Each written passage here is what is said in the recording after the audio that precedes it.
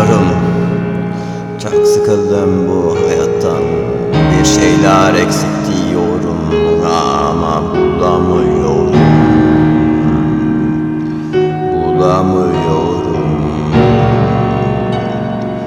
Bu dünyadan çok sıkıldım. Her şeyi yeterince düşündüm ve bir karar verdim. Bir karar verdim. Çocukluğumu düşünmeye bir karar verdim.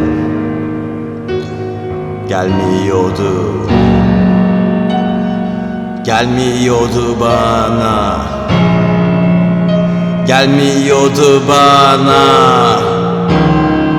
İstediğim duygular gelmiyordu bana.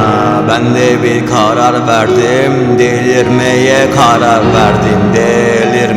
karar verdim. Senden sonra delirmeye karar verdim.